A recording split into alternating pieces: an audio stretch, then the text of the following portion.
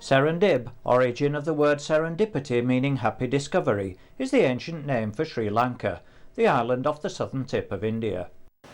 The Mount Lavinia Hotel, the former British Governor's residence, is an ideal place to relax after the 20-hour journey from England. The pool terrace overlooks pleasant gardens on the edge of the Indian Ocean.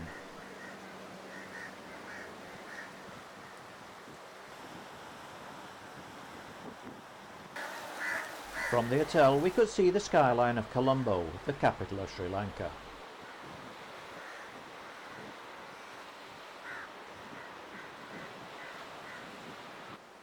Round the headland is the hotel's private beach, where catamarans, the traditional fishing boats, were drawn up.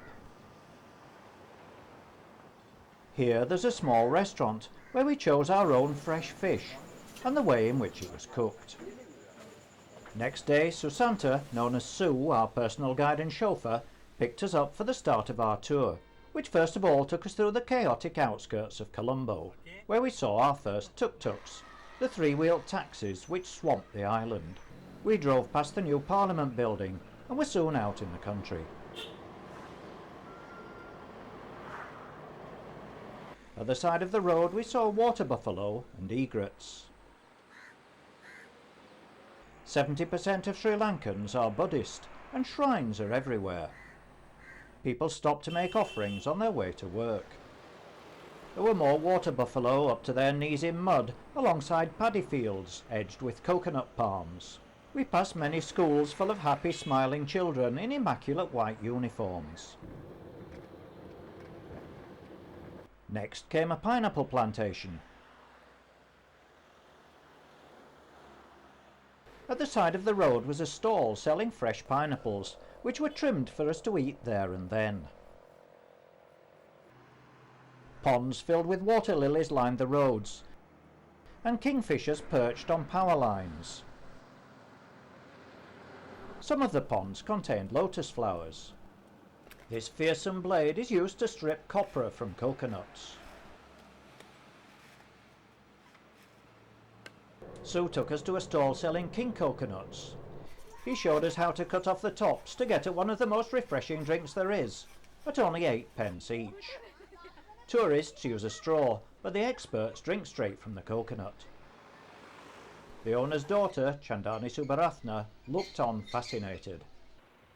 Rice was being thinned in a nearby paddy, whilst open-beaked stalks looked for food. Rural traffic is more primitive than we're used to. Cutting across a narrow country road, we passed grazing cattle, which had perfected production line feeding. Then we met Sita, who was to be our mode of transport for the next hour on a jungle safari.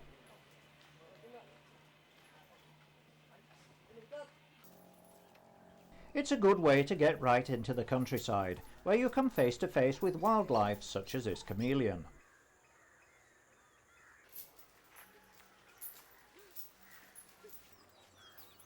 Four-foot drive and a big wading depth are distinct benefits on parts of the safari, and so is sure-footedness. Sometimes crocodiles and water monitor here. Sita is 25 years old, and her working hours and retirement age are government controlled.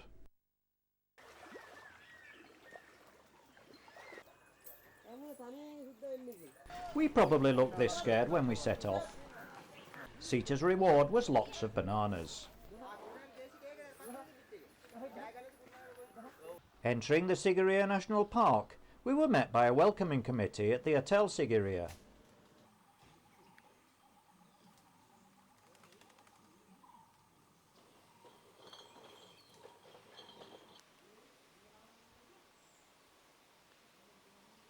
The hotel has a pool with a view. On the road again, the sight of the video camera triggered a spontaneous ox cart race, followed by a request for tea money.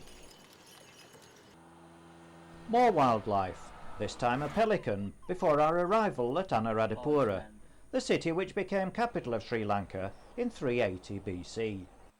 Our first visit was to Serendib Rock Temple. Here, as in all temples, we had to cover our shoulders and knees and go barefoot. Not as easy as it sounds for Western tenderfeet. Outside is a bat cave, and inside colourful statues of Buddha in various traditional positions. Here Sue begins to help me out with some of the pronunciation. This is Surumuni Lovers, carved in 4th century AD. Nearby is a sacred bo tree, believed to be a sapling from the original tree under which the Buddha attained enlightenment, and a statue representing its presentation to the country. In the same complex and guarded by monkeys is the Nuwara Eliya stupa, which is repainted every 6 months. This is surrounded by hundreds of carved elephants and a small stupa at each corner. This is Tuparamaya temple. Buddha's right collarbone is still there. A few minutes' drive brought us to the Western monastery built in the 1st century BC. The guest house had its own swimming pool and the gardens contained touch-sensitive plants. Soon we were surrounded by local children anxious to be photographed.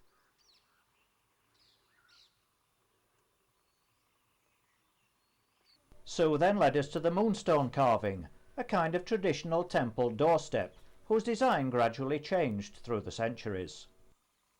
On the grass was a myna bird. The temple itself is still being excavated and is the headquarters of the Archaeological Survey of Ceylon. This was once a reservoir.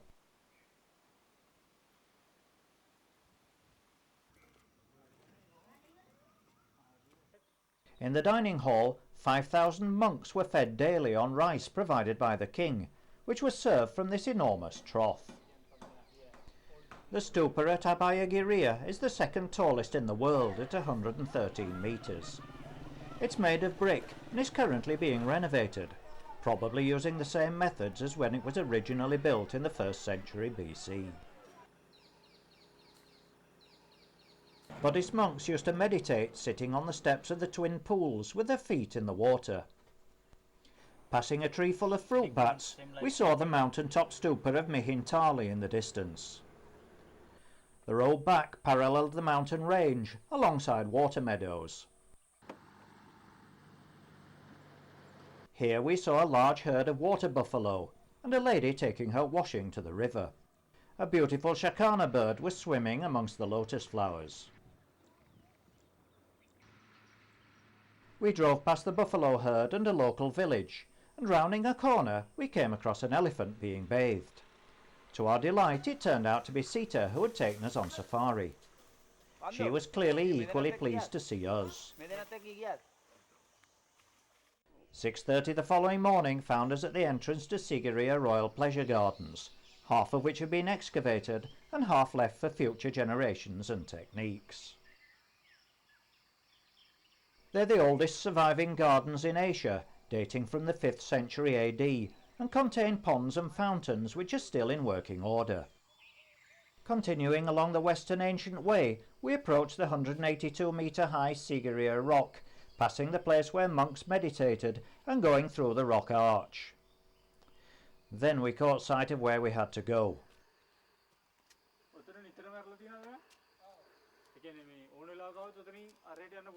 After about 30 minutes we reached the halfway point at the lion platform.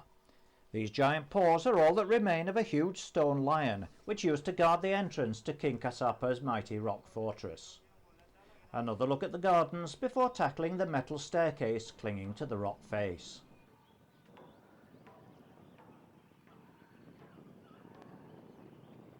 Time for a brief rest before the final push to the top.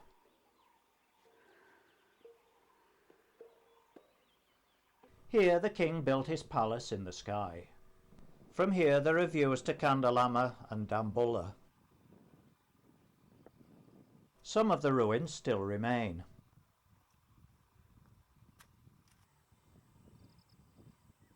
This is where the pleasure gardens were designed to be viewed from. The complex had its own swimming pool and dancing area. Then we carefully made our way back down the tricky staircase, thankful that Sue had got us here before the rush started. We passed the guardhouse and then went to see the 1600-year-old frescoes believed to be of women of King Kasapa's court.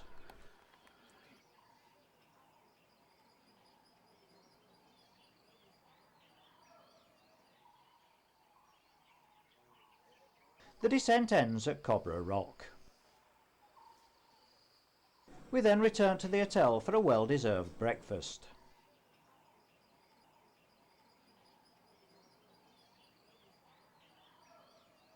A troop of monkeys lives in the grounds of the hotel. They're wild animals, and it's dangerous to make the first approach. But if you stand still long enough,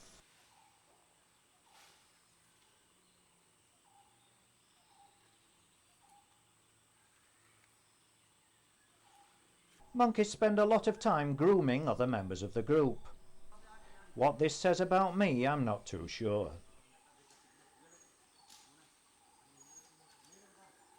All kinds of other creatures also live at the hotel. Cheeky. Within the grounds is a model of a Sri Lankan village.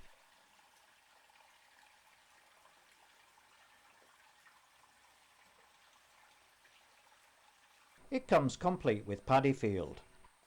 Just down the road, we passed the real thing. Driving to Polonnaruwa, we saw an eagle. Then stopped for a traditional Sri Lankan meal of rice and curry at a restaurant opposite another statue of Buddha on the way to Parakrama Samudraya, one of the largest reservoirs in Sri Lanka, was built in 11th century AD. The King's Palace in Polonnaruwa originally had 7 stories and 1,000 rooms. It was built in 1000 AD when Polonnaruwa succeeded Anuradhapura as capital. The palace is close to the council hall with its carvings of animals, behind which is the Prince's Pool. This is the best preserved circular temple in the country, with 4 Buddha statues inside.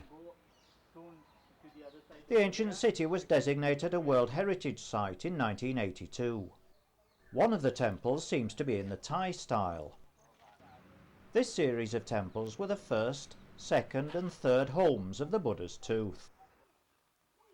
This is Galviharya complex, and the standing Buddha statue is 7 meters in height. The reclining statue is 14 meters long. They're all carved out of the natural rock. These carvings are on the wall of the tallest temple, which contains a 25-meter statue of Buddha. On the way back, we were given a demonstration of wood carving, plus an opportunity to buy. At the side of the road, we saw a wild elephant hiding in the bushes. On the other side, its family were heading home for the night, as was this mongoose we met further along.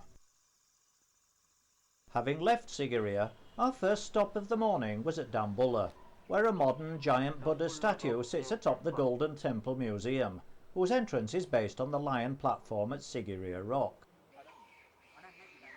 From here, visitors and pilgrims, often accompanied by saffron-robed monks, climb the steep hillside. The views extend all the way to Siguria and beyond.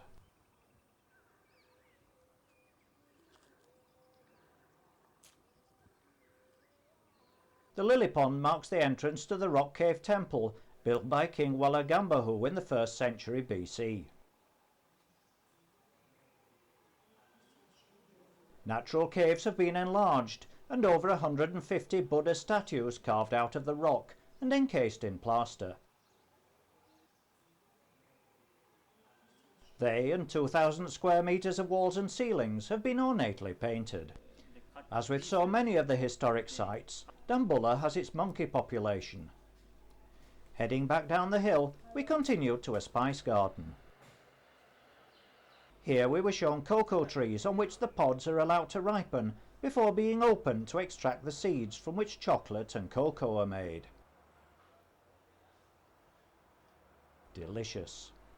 They also grow vanilla pods and cardamom. So this is the cardamom. This is the plant, the seeds coming from the bush from the bottom of the tree. After the tour we were treated to an Ayurvedic massage. A bevy of beauties then welcomed us to a batik demonstration. First, the pattern is marked on the cloth, using carbon paper to ensure symmetry. Areas are blanked out with wax, the cloth dyed, the wax washed out, and the process repeated. For complex patterns, the cycle is carried out several times.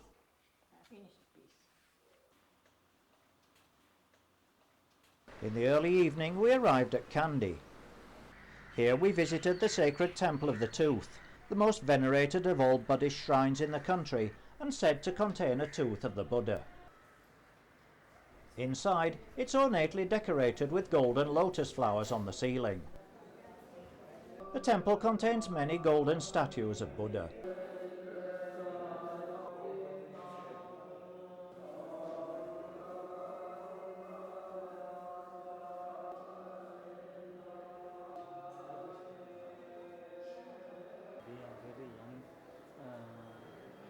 We were there in time for the evening puja ceremony, where food is offered to the gods, and the casket containing the tooth relic is displayed.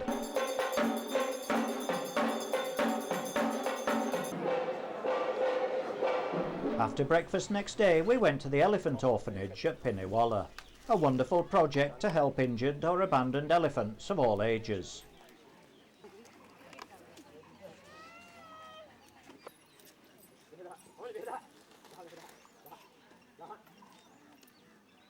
The keepers control feeding times, but otherwise the animals here are free to roam around the sanctuary.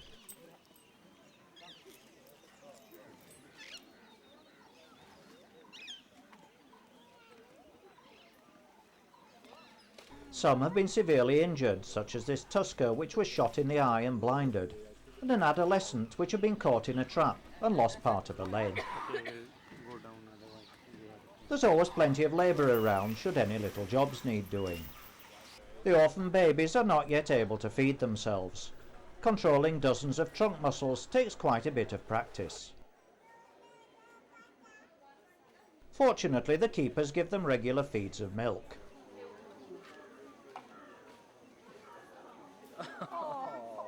Whilst the wait may be frustrating, it's worth it in the end.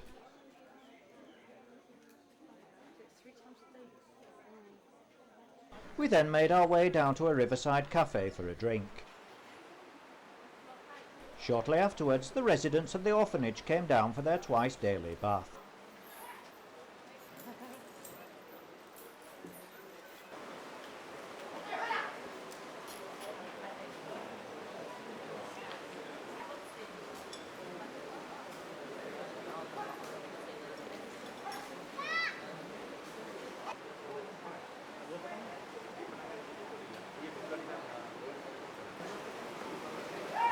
Elephants form very close bonds.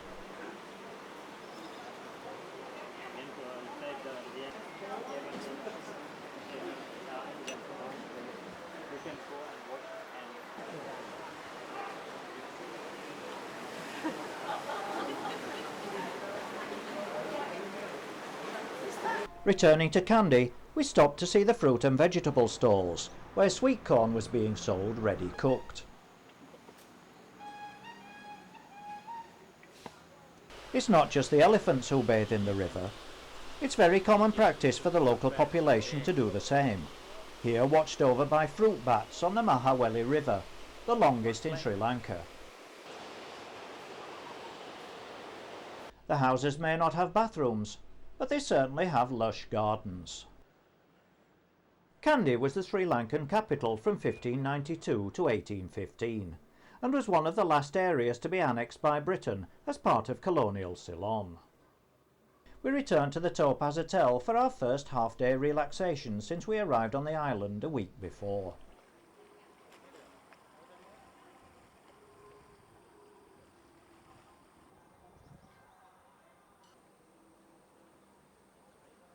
We awoke to the early morning mist rising from the valleys and after breakfast visited the botanical garden, home to almost 4,000 plant species and encircled by the Mahaweli River. The garden dates from the 12th century and belonged to the king. The new shoots of the giant bamboo grow at the astonishing rate of a foot a day. The pond is the shape of the island of Sri Lanka.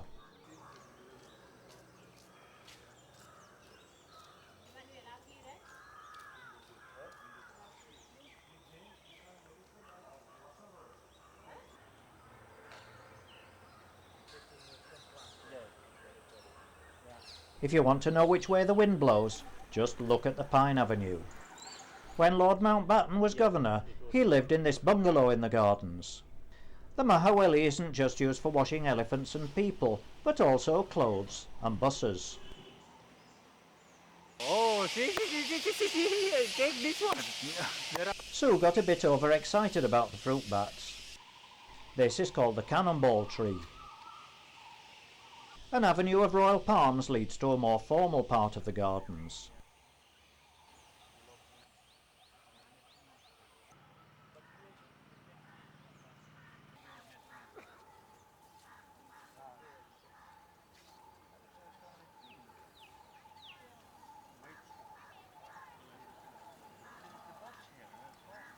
There's a splendid display of orchids in the greenhouses, including some that mimic scorpions.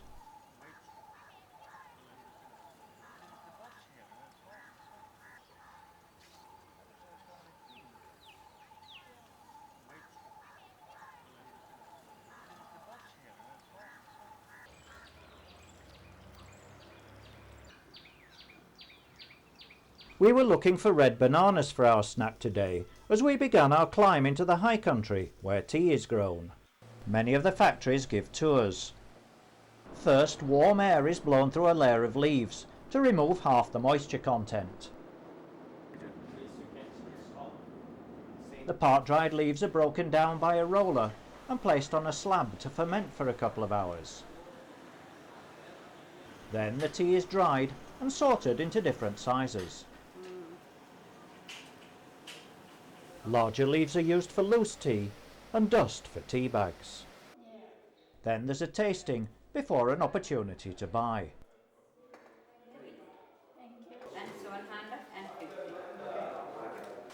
Waterfalls encircled the restaurant where we had lunch.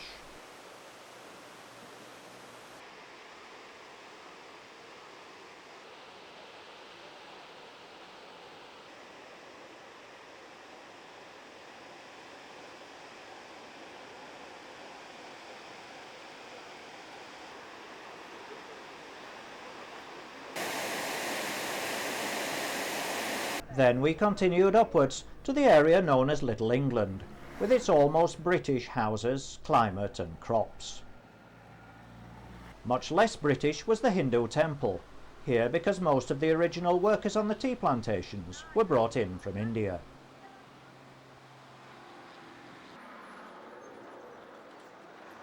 The Hatgala Gardens are a complete contrast to the gardens at Kandy, having a much more natural feel.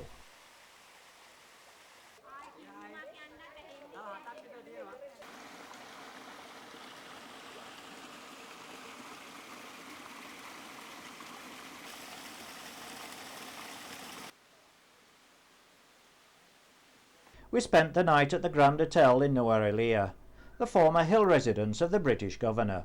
It's traditional to decorate the beds with flower petals when turning them down. Heading back down through the plantations, we were able to see the tea pickers at work. This one is beautiful. If you come here, you can take a nice picture. Sticks laid on top of the bushes show the level to which the leaves are picked, to ensure that only the youngest, freshest ones are used. The local railway carries mixed freight and passengers, all on the same train.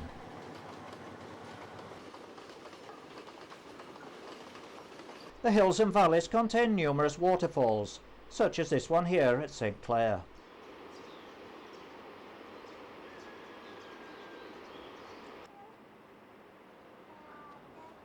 Further on, this rickety suspension bridge, which had a maximum capacity of 3 people, crosses the river, which was used in making the film Bridge over the River Kwai. The second half of the holiday was based at the Royal Palms Hotel in Kalutara. This 4-star superior hotel has walkways and rooms overlooking a wonderful freeform swimming pool set in lush landscaped gardens. The chirruping sound is made by chipmunks which live in the grounds.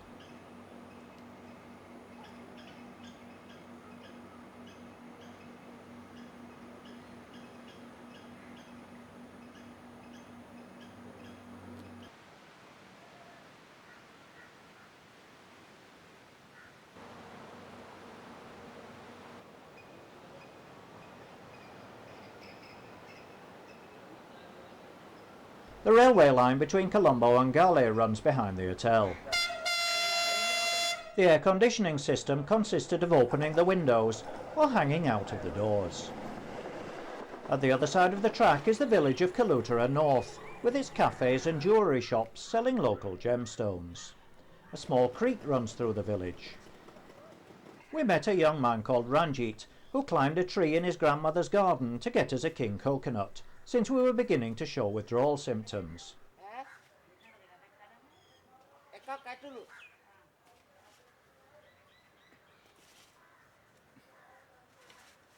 Then he took us to his home to drink it, which we tried to do Sri Lankan style.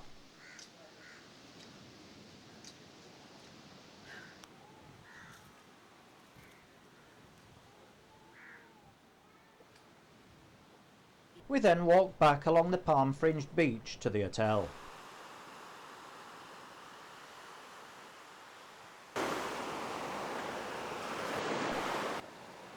After 2 days we were missing Sue's company, so we got him to take us on another trip, and leaving Kalutara we came upon a road race. Supporters of the runners kept them cool by throwing water over them. Further down the road was a rubber plantation where the trees were being re-tapped.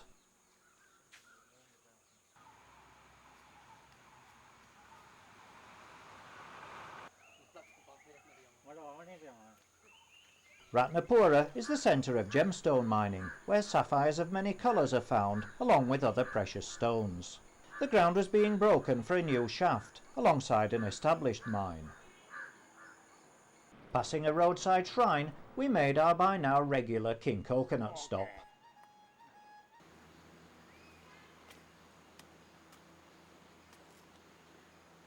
Then we climbed into the back of a Land Rover for a trip into the Udawalawe National Park. We picked up our Scout and drove into this 310 square kilometre park created to conserve the catchment area of a large reservoir. Suddenly a wild elephant charged across the road. We stopped and kept very quiet, and the rest of the herd just ignored us.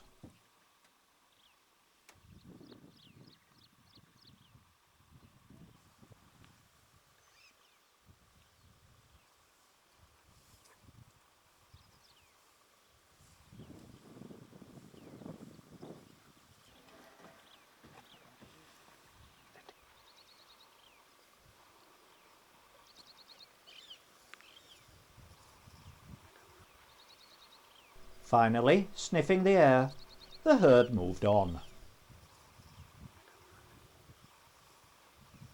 So did we, driving down to the side of a lake.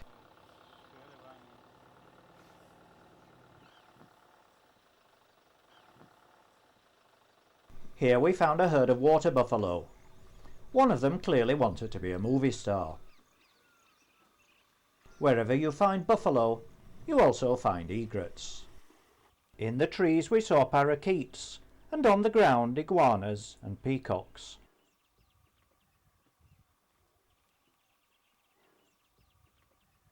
Waking up to sunrise over Lake Embilipitaya, we had breakfast and set off on the road again, going south. The sudden build-up of traffic told Sue that we'd come across a village market. Having heard of our love of markets, he took us in. It was a fascinating experience and quite unlike any market we'd been to before.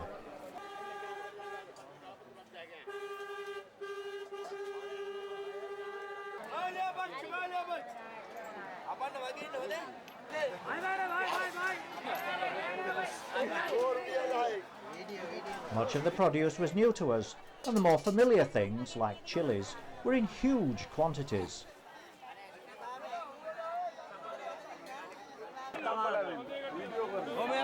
Unknown to us, Sue had another reason for bringing us here. His wife had given him a shopping list before he left home.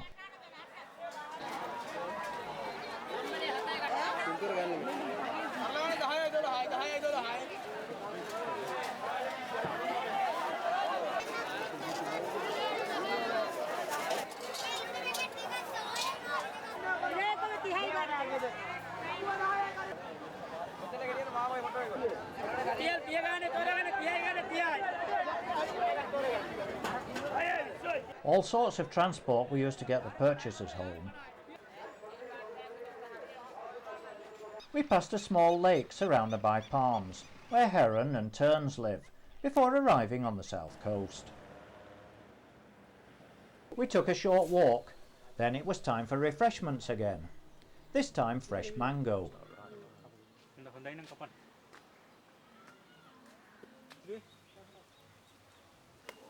It's a very hard stone in the middle. Just along the coast we went to see a blowhole, where water shoots vertically upwards in rough seas. But this day they were calm. Further along we passed a colossal Buddha statue, then had to do a sudden stop to avoid an iguana, which was crossing the road.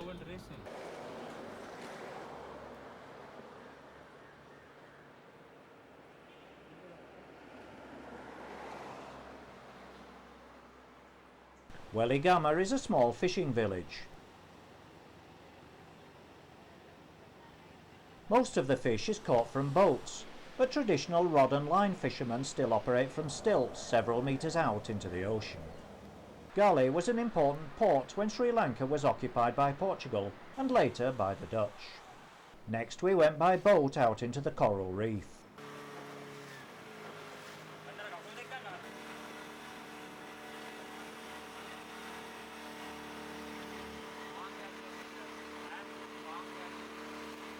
The bottom of the boat was glass to enable us to view the fish and coral.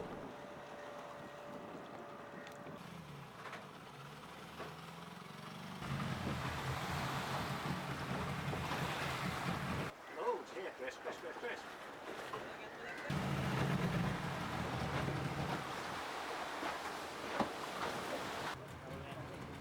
Back on shore we visited a turtle hatchery.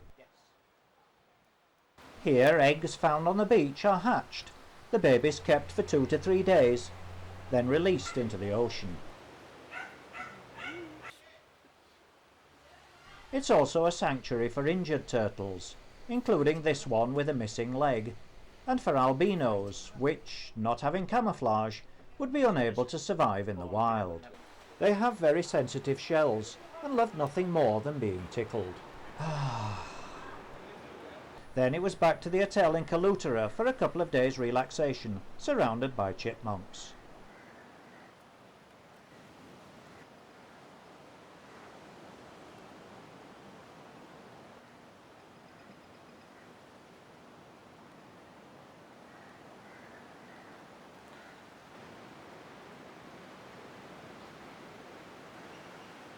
So, was it a lucky find? With its culture, wildlife, beautiful scenery and friendly people, Sri Lanka certainly was. But Sue was the luckiest find of all. He made an excellent holiday, absolutely fantastic.